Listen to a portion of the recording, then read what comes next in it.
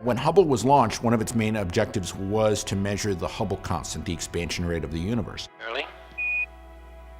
Yes, Dory, we're standing by for a go for release. Minute late. Okay, Charlie. Flight PDRS. Go ahead. The telescope's released. Okay, thank you.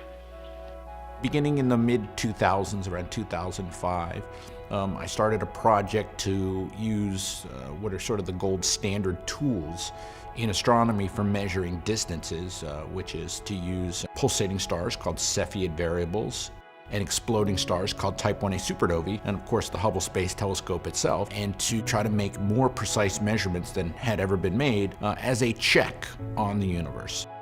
New observations from the early history of the universe, what's called the cosmic microwave background, were beginning to make very precise predictions of how fast the universe ought to be expanding today, and so we wanted to follow up on that by making comparably precise measurements. First, it was the WMAP, cosmic microwave background satellite, that NASA flew in the early 2000s, and then that gave way to Planck, the European Space Agency satellite, that was even more precise. So by measuring the cosmic microwave background and then using a model that we call the standard model of cosmology to then extrapolate that to the present time, they determined ultimately that the universe ought to be expanding at, in funny units that we use, 67.4 plus or minus 0.5 kilometers per second per megaparsec, which roughly means the universe will double in about 10 billion years. Using the Hubble Space Telescope and some of these tools, the Cepheid variables and the Type 1a supernovae, we determined the local expansion rate to be about 73.0 plus or minus 1.0 kilometer per second per megaparsec, which is the most precise local or present measurement of the expansion rate. But it differs from the expected value, expected that is by the state of the universe shortly after the Big Bang, coupled with our understanding of the universe, this cosmological model. And in fact, those two now sit apart from each other by about 5 times their mutual error bar, which is a phenomenon we call now the Hubble tension. To give you an analogy, it would be like if you had a small child and you measured their height when they were 2 years old. That would be like the cosmic microwave background measurement. And then you used a model of how children grow to predict how tall they ought to end up at adulthood, and that would give you a height. And then you would actually measure when they grew up how tall they were.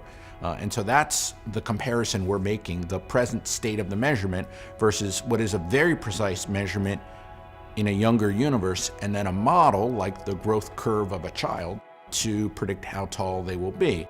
Except unlike a child, we've seen many children grow. We have a very good understanding of that growth curve. We've only ever seen one universe, and it's full of stuff whose nature we don't deeply understand. And so it's not crazy to think that we might be missing something in that understanding. In order to predict and really extrapolate the state of the universe from the beginning to the present day, we have to understand components of the universe, particularly 2 components whose nature is not well understood but make up 96% of the universe, and that's dark matter and dark energy. Dark energy makes up about 70%, and dark matter probably makes up about 25 to 27%.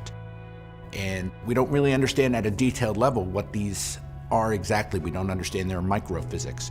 So in order to make these predictions, we assume that they are their most vanilla or plainest possible forms. We see this tension then, and so one possibility, not the only possibility, is that they are more complicated, that there's a more complex story, or some other aspect even that we've been missing about the universe. The Hubble Space Telescope has more or less been working on measuring the Hubble constant for its entire lifetime, about 30 years. So the original goal when it was launched was to measure it to 10% uncertainty, and I think that was successfully accomplished in the early 2000s. We're now on sort of what I would say is the second generation of measurements of the Hubble constant that are targeting closer to percent level precision, and I think Hubble, especially with its new instruments, has absolutely come through with the capabilities needed. Hubble really has delivered the quality and caliber of data that's necessary to make these measurements.